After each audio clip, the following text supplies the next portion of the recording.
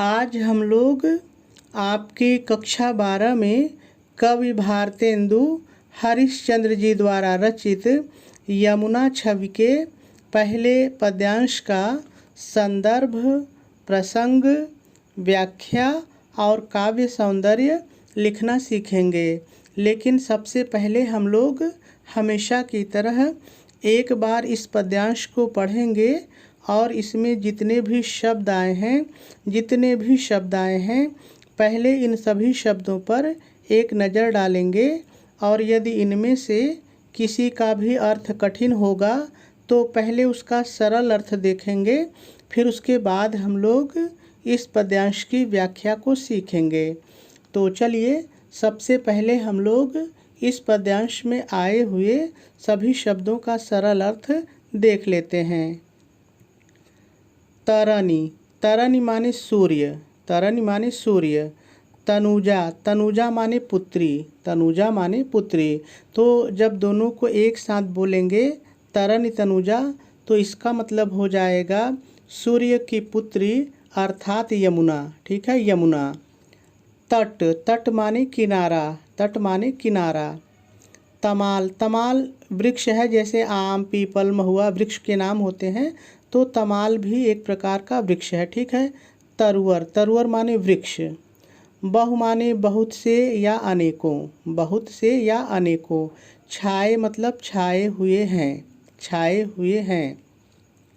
झुके सरल है, झुके मतलब झुकना होता है, कोई दिक्कत नहीं है। कूल, कूल माने भी किनारा, तट माने भी किनारा होता है और कूल माने भी किनारा।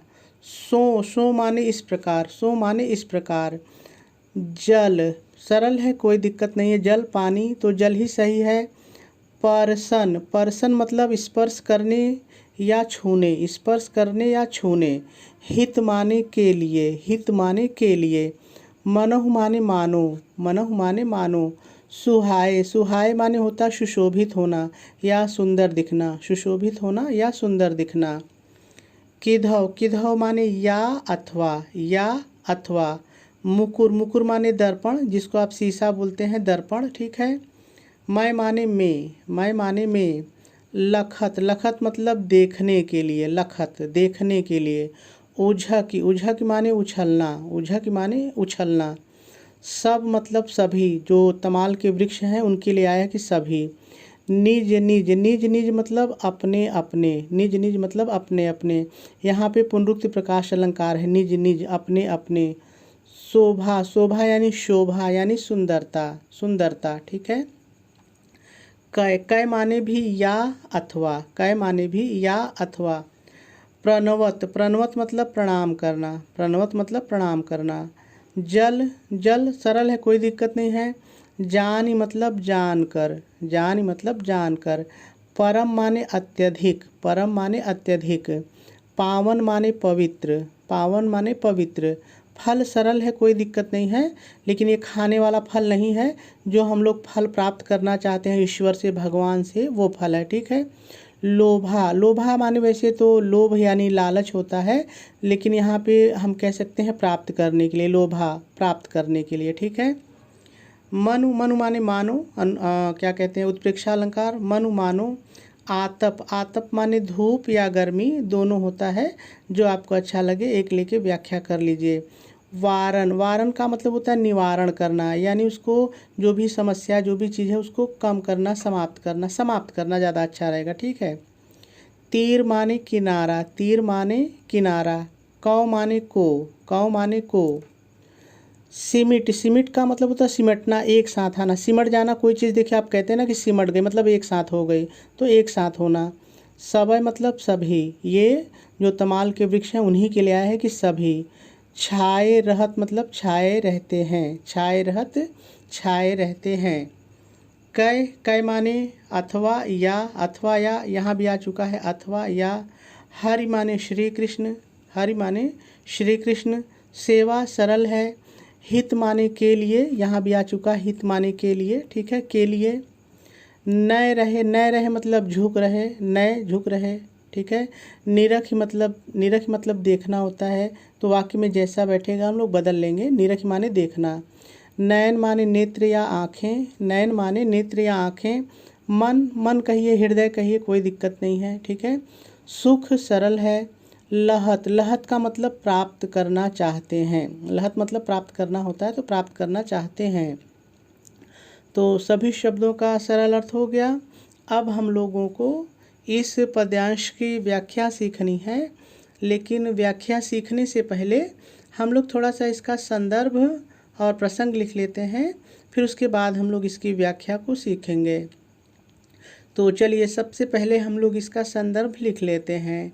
आप संदर्भ हेडिंग डालेंगे, डैश डालेंगे और डैश डाल करके लिखेंगे प्रस्तुत पद्यांश हमारी पाठ्य पुस्तक हिंदी के काव्य खंड में संकलित यमुना छवि शीर्षक से उद्धृत है। इसके रचयिता भारतेंदु हरिश्चंद्र जी हैं।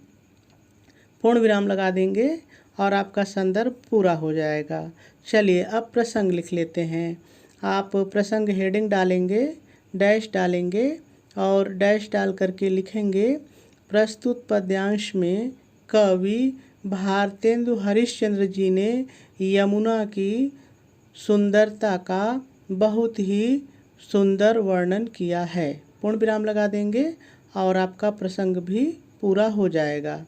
चलिए अब हम लोग इस पद्यांश की व्याख्या को सीखते हैं। तो कवि कहते हैं तरनि तनुजा तट तमाल तरुवर बहुछाए।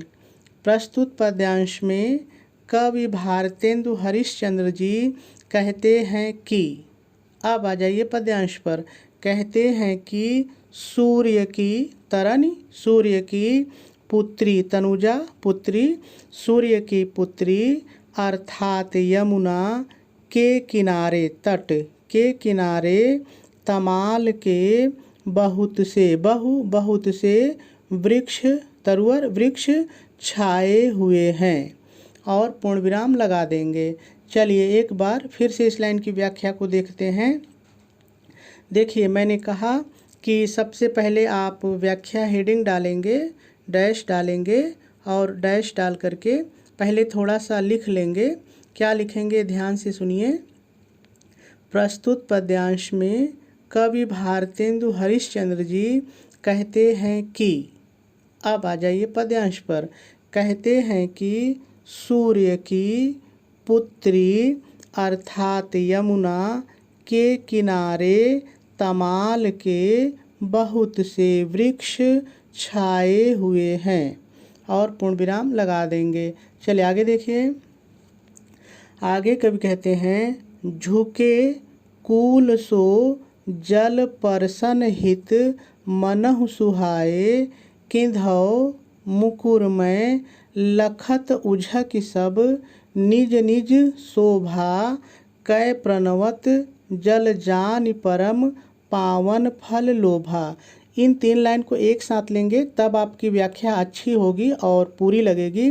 तो आगे कवि कहते हैं, यहाँ से शुरू करेंगे तो सारे शब्द भी आ जाएंगे, वाक्य भी अच्छा बनेगा। ध्यान से सुनिए। तमाल के, भाव के अनुसार इतना अपने से जोड़िए। तमाल के शोभायमान, सुहाए शोभायमान वृक्ष, तमाल के शोभायमान वृक्ष यमुना के किनारे, कूल, कूल माने किनारा, तो यमुना के किनारे इस प्रकार, सो इस प्रकार झुके हुए हैं मानो, मनहु मानो वे यमुना के पवित्र जल को, यमुना के पवित्र जल को स्पर्श करने के लिए, परसन स्पर्श, हित माने के लिए, स्पर्श करने के लिए झुके हों।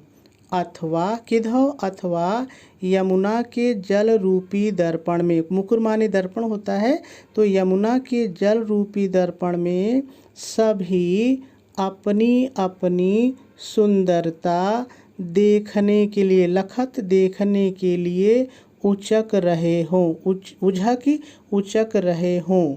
अथवा यमुना के जल को अत्यंत पवित्र जानकर उत्तम फल की प्राप्ति के लिए, लोभा प्राप्ति के लिए उन्हें प्रणाम कर रहे हों, प्रणवत प्रणाम कर रहे हों, और पूर्ण विराम लगा देंगे। चलिए तीनों लाइन की व्याख्या एक सुर में जल्दी से देखते हैं तो और अच्छा समझ में आएगा।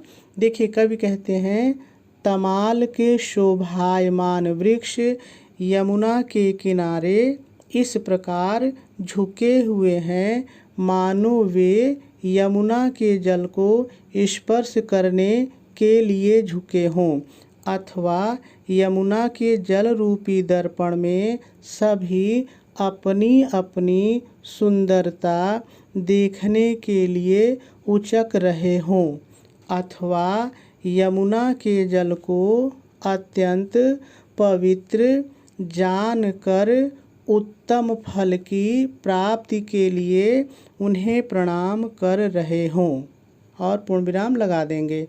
चलिए आगे देखिए। आगे कवि कहते हैं, मनु आतप वाहन तीर कौ सिमट सबय छाए रहत, कै हरि सेवा हित नय रहे निरखि नयन मन सुख लहत। बहुत ही सरल लाइन है। आगे कवि कहते हैं, मानो मानो यमुना के किनारे की, तीर को किनारे की, तो यमुना के किनारे की गर्मी को, आतप गर्मी को समाप्त करने के लिए, वारण समाप्त करने के लिए सभी एक साथ सिमटकर छाया प्रदान कर रहे हैं, छाए रहत छाया प्रदान कर रहे हैं, अथवा कह अथवा श्री कृष्ण की सेवा के लिए, हित माने के लिए, श्री कृष्ण की सेवा के लिए झुक रहे हैं, और उनके दर्शन प्राप्त करके अपनी आँखों और मन को सुख प्रदान कर रहे हैं, लहत प्रदान कर रहे हैं, और पूर्ण विराम लगा देंगे। चलिए एक बार फिर से दोनों लाइन की व्याख्या देखिए, बहुत ही सरल है। आगे कब कहते हैं, मानो यमुना नदी के किनारे की गर्मी को समाप्त करने के लिए सभी एक साथ सिमटकर उसे छाया, उसे जोड़िए चाहे मत जोड़िए, छाया प्रदान कर रहे हैं, अथवा श्री कृष्ण की सेवा के लिए झुक रहे हैं, और उनके दर्शन प्राप्त कर अपनी आँखों और मन को सुख प्रदान कर रहे हैं। पूर्ण विराम लगा देंगे और आपकी व्याख्या पूरी हो जाएगी। चलिए अब हम लोग इस पद्यांश का काव्य सौंदर्य देख लेते हैं। यदि इस पद्यांश में रस की बात करें तो श्रृंगार रस है, यदि छंद की बात करें तो यह छप्पय छंद है, यदि अलंकार देखा जाए तो इसमें अनुप्रास, संदेह और उत्प्रेक्षा, साथ ही साथ मैंने पढ़ाते समय देखा कि पुनरुक्ति प्रकाश अलंकार भी है। ये चारों अलंकार कहाँ पर हैं, चलिए थोड़ा सा देख लेते हैं। तो देखिए जब यहाँ पर आप पढ़ते हैं तरनि तनुजा तट तमाल तरुवर, तो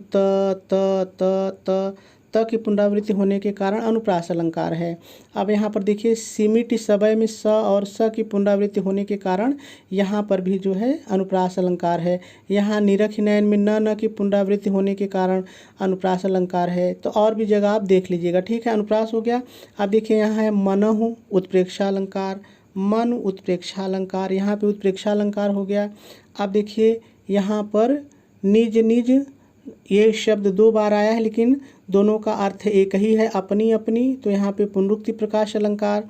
अब देखिए यहाँ पर जो लाइन है किधौ कै कै, तो इसका मतलब है ये है अथवा ये है, ये है अथवा ये है, तो यहाँ पे संदेह की स्थिति है तो संदेह अलंकार। तो इस तरह से ये 4 अलंकार यहाँ पर हैं।